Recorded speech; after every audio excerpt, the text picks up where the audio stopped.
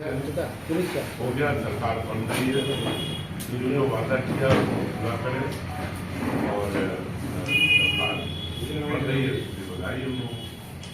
क्या लगता है कई बार ये चर्चा होती है कि जिस मॉडल की वहाँ तक जाए। देखिए, हम लोग कभी भी दूसरे की ताकत सामने करके राजनीति नहीं करेंगे। हमारी जितनी ताकत है उसी में दूसरी और लोगों को जोड़ करके आगे संघर्ष करके आगे वाला हम किसी के इंतजार में नहीं रहेंगे कि वो आ जाएंगे, सरकार बनाए देखा जाएगा। हमें इसकी बात है, लेकिन मैंने इलेक्शन के दौरान भी कहा था, आज फिर आपसे ये जो निखिल जी को मंत्री बनाने जा रहे हैं, ये टैक्टिकल है। बात करो, अभी बहुत बात करो, बंगाल का चुनाव है, आसाम का चुनाव है, उसके बाद बीजेपी वाले अपना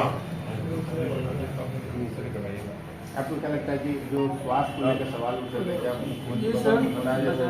आप ये दिन सबसे पहले बंधन से हटेंगे, क्या इनको खाना होगा, यही बीजेपी वाले से कर रहे होंगे, इनका जमाने काम नहीं कर रहा, तो हम किस तरह से हम लोगों ने चर्चा कर ली। हमने कहा थोड़ा बीमार है, उनकी स्वास्थ्य स्थिति ठीक नहीं है, तो अब देखिएगा जरा, वो समय भी आएगा, साल सवा साल इंतजार करना, तो बीजेपी किसी के साथ बराबर नहीं करती है। मतलब जब उसने शिवसेना जैसे हिंदुत्व वाली पार्टी का क्या हचर किया, मतलब अकाली दल के साथ क्या किया, जो उनका मित्र बनता है उसको वो धीरे धीरे स्वर करते हैं। मतलब नई सरकार की उम्र 1 साल से 2 साल नहीं, मैं कह रहा हूं कि आप देखो, मैं क्यों कहूं,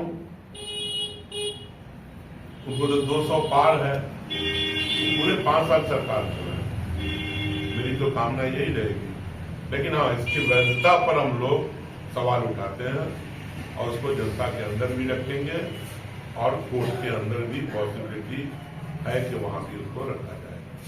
एक आखिरी सवाल लेते हैं खातिर साहब, हालांकि वो तो पारिवारिक मामला है, लेकिन अब चूंकि सोशल मीडिया और इलेक्ट्रॉनिक मीडिया में भी आ गया है, जो लालू परिवार के अंदर चल रहा है खींचतान, और मेरे परिवार में बड़ी लड़ाई है, बहुत लड़ाई है। क्या समझते इससे क्या फर्क पड़ता है? कोई फर्क पड़ता है? मैं हूं परिवार का मेन आदमी, मैं हूं राजद का लीडर, इंडिया गठबंधन का लीडर। यह आपसी घर की लड़ाई को किनारे करिए। राष्ट्रीय जनता दल का अब संरक्षक हैं हमारे अध्यक्ष लालू प्रसाद जी, और इस परिवार का एक ही लीडर है और उसका नाम है तेजस्वी यादव। ये समझ लीजिए, बाकी घर में भाई भाई में लड़ाई नहीं होता है, उसको किनारे करिए। राष्ट्रीय जनता दल परिवार जो है, परिवार एक हुआ आपका इंटरनल परिवार, लेकिन राजद परिवार का लीडर एक ही है और वो है तेजस्वी यादव। उसके अलावा कोई कंसिडरेशन नहीं है, वो जैसे चाहेंगे पार्टी को चलाएंगे। दुख होता है खानदान का चलना कैसे चलेगा नहीं चलेगा, वो लालू प्रसाद जी और राबड़ी देवी जी का काम है, वो अच्छे से देख रही हैं, आप उसके लिए चिंता नहीं। लेकिन जिस तरह से ट्वीट किया गया, रोहिणी अरे भाई, दुख होता है जो अब आपको अब देखो, एक चीज मैं फिर आपसे दोहरा रहा हूं कि खानदान के अंदर की लड़ाई उसको किनारे रखिए, वो लालू जी राबड़ी देवी जी देख लेंगी, असर पर तेजस्वी जी कोई असर नहीं पड़ता। तेज प्रताप जी अलग थे तो क्या असर पड़ गया? तो तेज प्रताप जी रहेंगे पार्टी में या नहीं, XYZ मिलके काम करेंगे या नहीं, ये सब कुछ डिपेंड करता है लालू जी पर, राबड़ी देवी जी पर और हमारे लीडर तेजस्वी यादव। एक तबका संजय यादव को हटाने की मांग कर रहा है, वहाँ जो है राबड़ी आवास पर जाके नारेबाजी। अरे भाई एक चीज बताओ, आरजेडी के वो लोग हैं। एक चीज बताओ, मेरा साथ देने वाले बहुत होते थे दोस्त यहाँ पर, कुछ लोग सुपर एक्टिव होते थे, मेरे साथ कर रहा हूं।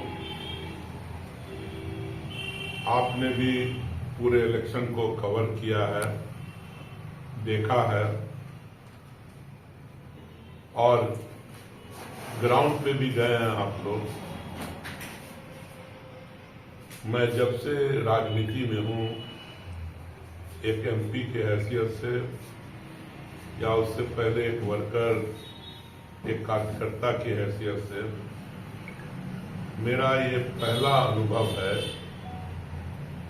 जिसमें रिजल्ट जो आना चाहिए उसके बिल्कुल ही विपरीत आया है, जो कहीं न कहीं ये संकेत देता है कि इलेक्शन के अंदर जो रिजल्ट है या तो उसके अंदर गड़बड़ी की गई है इलेक्शन कमीशन के द्वारा और दूसरे जो भी उससे जुड़े हुए लोग हैं उनके द्वारा, या फिर वोटरों को, खास तौर से गरीब लोगों को इलेक्शन के दौरान, जब इलेक्शन अनाउंस हो गया उसके बाद भी और इलेक्शन जब चल रहा था उस दौरान भी, उनके खातों में पैसे भेजकर लोगों को गुमराह करके वोट को अट्रैक्ट करना।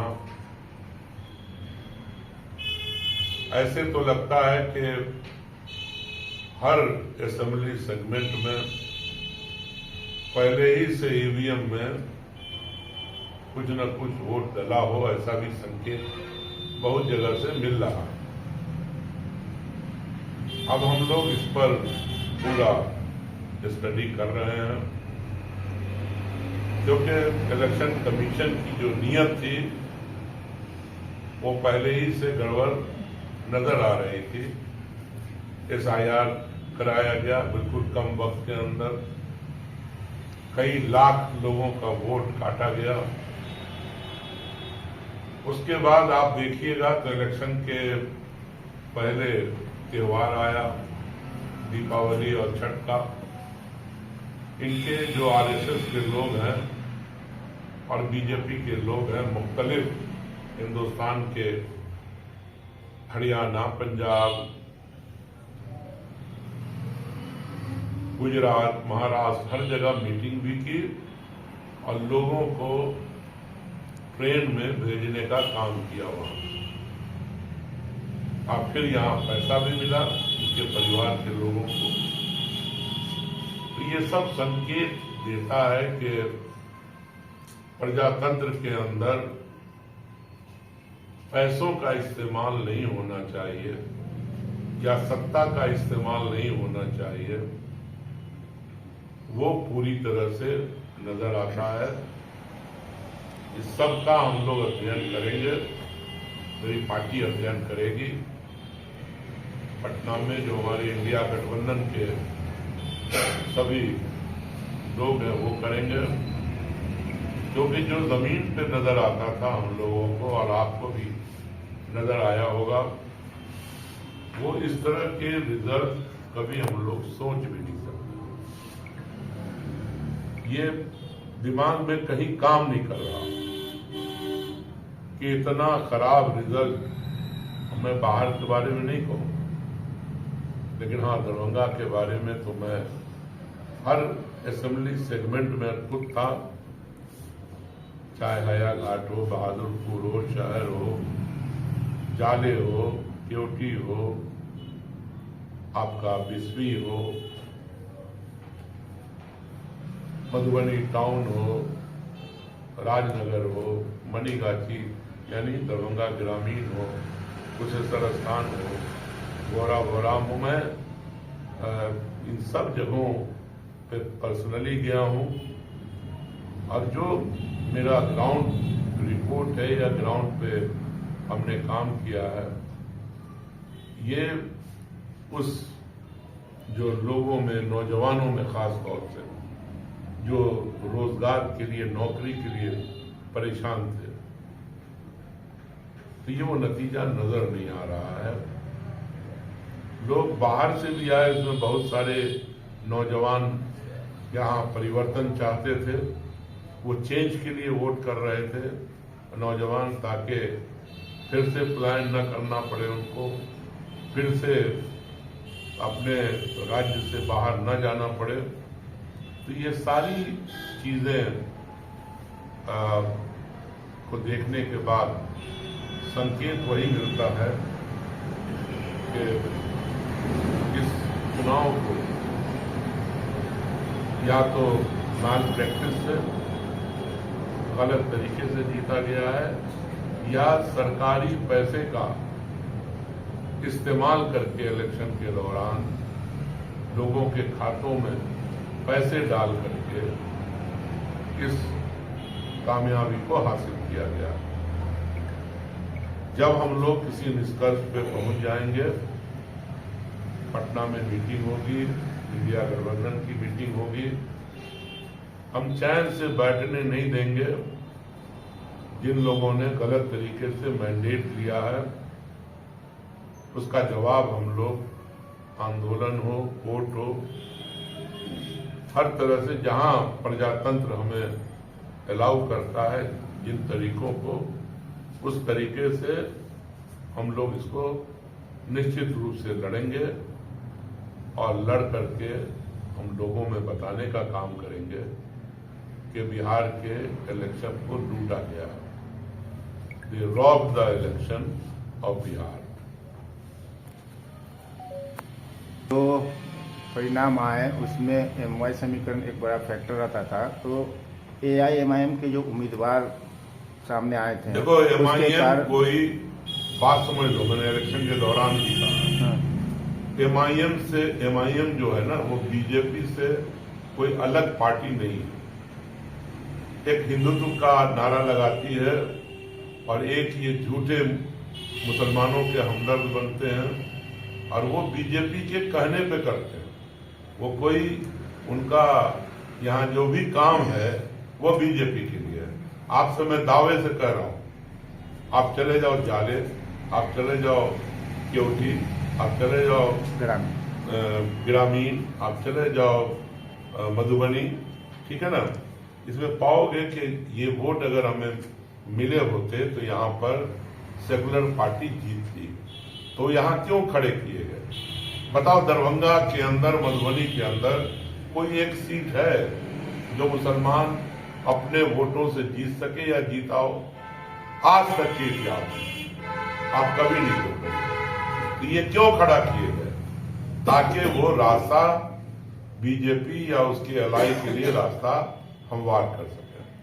और ये भी मालूम कर लो, दावे से कह रहा हूं, कि कितना कितना पैसा एनडीए के उम्मीदवारों ने इनको दिया है, खासतौर से बीजेपी के लोगों ने, इन उम्मीदवारों को, जो उम्मीदवार यहां खड़े हुए हैं। आपको मालूम हो जाएगा, आप तो पत्रकार हैं, मालूम कर लीजिए। और वो किनके कहने पे खड़ा किए गए वो भी मालूम कर लीजिए। इनको जहां भी डर लगा कि यहां पे मुसलमान वोट से हम हार सकते हैं, तो उन्होंने MIM का मदद लिया, और मदद ले करके देखो, 20वीं के अंदर भी उम्मीदवार दिया, वो वही उम्मीदवार था जो हमारे खिलाफ लोकसभा में खड़ा हुआ। अगर वो नहीं बैठा होता तो वो सीट भी खतरे में चली जाती। तो कितना डेंजरस कर दिया है ओवैसी ने बिहार के अंदर। वो टारगेट कर रहा है कि मुसलमान हारे और बीजेपी जीत जाए। तो ये खतरनाक है। लेकिन नहीं, ऐसा है कि ओवरऑल अगर देखोगे बिहार के रिजल्ट को, जो आंकड़े हैं वो बताते हैं कि जो माइनॉरिटीज हैं उन्होंने अपना 80% वोट